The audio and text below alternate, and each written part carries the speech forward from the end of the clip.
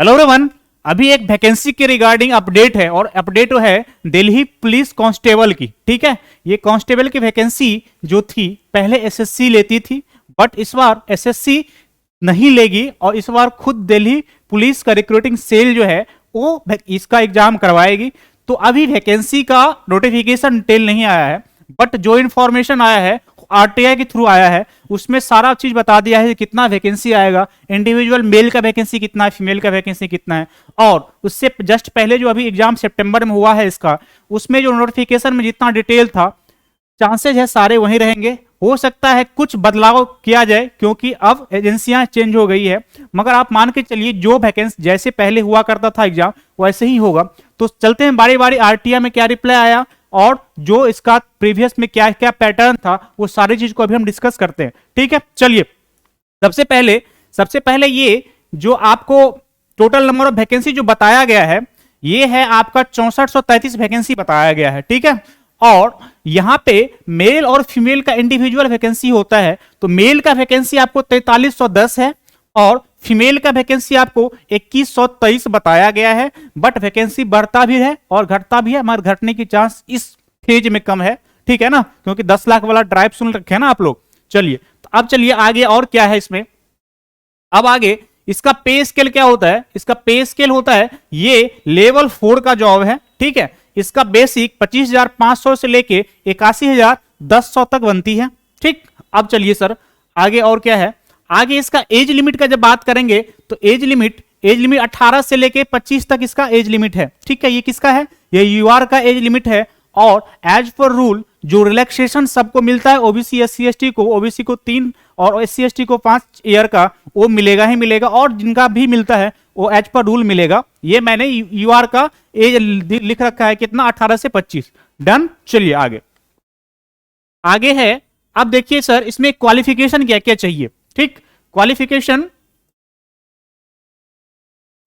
क्या क्या चाहिए, इसमें आपको 10+2 होना जरूरी है। ठीक, उसके अलावा आप 12th पास होना चाहिए। उसके अलावा आपका टाइपिंग स्पीड चाहिए। टाइपिंग स्पीड आपका इंग्लिश में 30 वर्ड पर मिनट का चाहिए और हिंदी में 25 वर्ड पर मिनट चाहिए। मतलब दोनों में से एक आना चाहिए, जरूरी नहीं है जो दोनों आए। ठीक है, या तो आप इंग्लिश में मारिए या तो हिंदी में मारिए। डन, दो चीज, क्वालिफिकेशन 10+2 आपका होना चाहिए और उसमें टाइपिंग आपको आने चाहिए, जिसमें मिनिमम कितना चाहिए आपका स्पीड, 30 इंग्लिश में और 25 हिंदी में। ठीक है, आई थिंक ये क्लियर हो गया होगा। चलिए आगे चलते हैं और क्या है आगे इसमें। देखिए अब एक चीज यहां पे होता है, यहां पे आपको कुछ इंसेंटिव मार्क्स दिए जाते हैं। किसके बेसिस पे वो मार्क्स मिलते हैं आपको, एनसीसी के सर्टिफिकेट के बेसिस पे।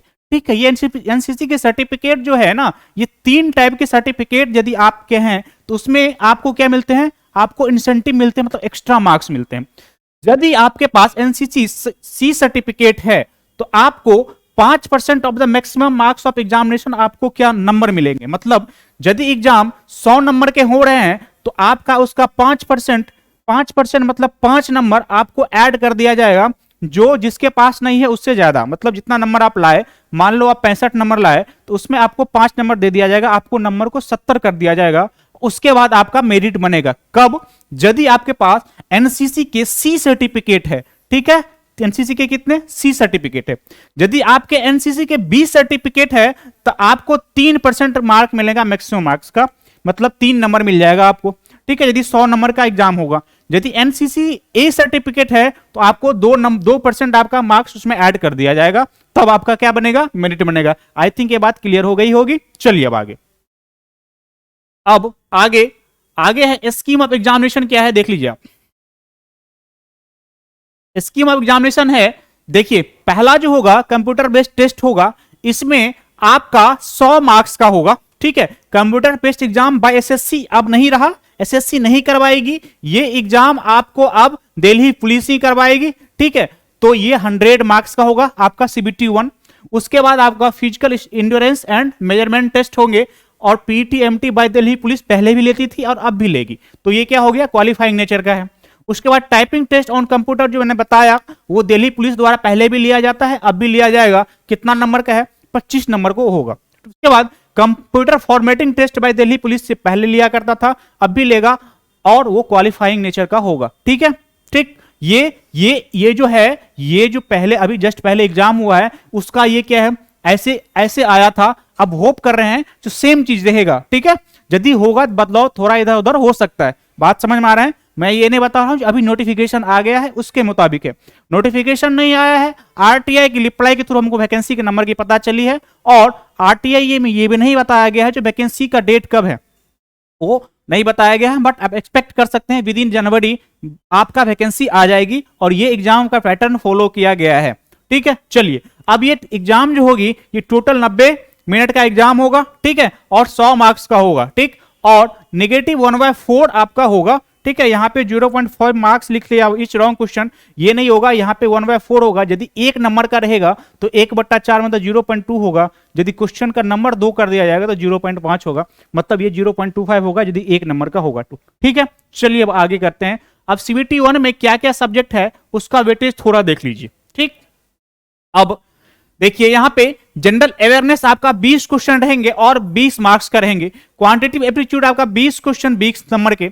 जनरल इंटेलिजेंस 25 क्वेश्चन 25 नंबर के पूछे जाएंगे। जनरल लैंग्वेज बेसिक नॉलेज आपका 25 क्वेश्चन 25 नंबर के। बट यहां पे आपको एक चीज एक्स्ट्रा ऐड कर दिया गया है, वो कंप्यूटर का फंडामेंटल है, जिसमें आपको computer fundamental, Excel, Word, communication, internet, W and web browsing ETC के बारे में पूछा जाएगा। 10 क्वेश्चन 10 नंबर के, मतलब यहाँ पे 5 नंबर काट लिए गए जनरल अवेयरनेस में, और क्वांटिटी में 5-5 काट के यहाँ पे 10 ऐड करके ये कंप्यूटर ऐड कर दी, ठीक है। बात समझ में आ गई होगी।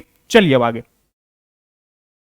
आगे आपका एक चीज होता है जो ये मेल और फीमेल का हाइट कितना चाहिए आपको, जरूरी कितना है। तो इसमें मेल का हाइट 65 सेंटीमीटर मतलब 165 सेंटीमीटर होना चाहिए, और रिलैक्सेबल बाय 5 सेंटीमीटर, ये जो हिली एरिया के इंसान होते हैं उसको 5 सेंटीमीटर का रियायत दिया जाता है, तो नीचे लिखा हुआ है आप देख लें। डन। चलिए अब आगे है चेस्ट क्या होना चाहिए। चेस्ट जो है आपको बिना एक्सपेंशन का कितना होना चाहिए, 78 सेंटीमीटर, और एक्सपेंड करने के बाद 82 मतलब चाहिए, मतलब 4 सेंटीमीटर का आपका एक्सपेंशन यहां पे होना चाहिए, ठीक है। मतलब 78 नॉर्मल, और फुलाने के बाद कितना 82। डन। आगे चलिए, आगे है फीमेल का हाइट कितना होना चाहिए। फीमेल का हाइट होना चाहिए आपको, फीमेल का हाइट होना चाहिए 157 सेंटीमीटर, ठीक है। और रिलैक्सेबल 5 सेंटीमीटर, ये जो हिली एरिया के हैं उनको 5 सेंटीमीटर रियायत दिया जाता है। डन। चलिए आगे, ठीक है। इतना था इंफॉर्मेशन, मतलब ये सारा इंफॉर्मेशन जो था ये प्रीवियस था, और जो आरटीआई के रिप्लाई वैकेंसी है वो आरटीआई द्वारा बताया गया जितना वैकेंसी है, और मेल फीमेल का जो इंडिविजुअल है वो बता दिया गया है, ठीक है। और जो भी डॉट होता है कमेंट सेक्शन में आप पूछ लीजिए, सारा कुछ का रिप्लाई दे दिया जाएगा। Thank you very much.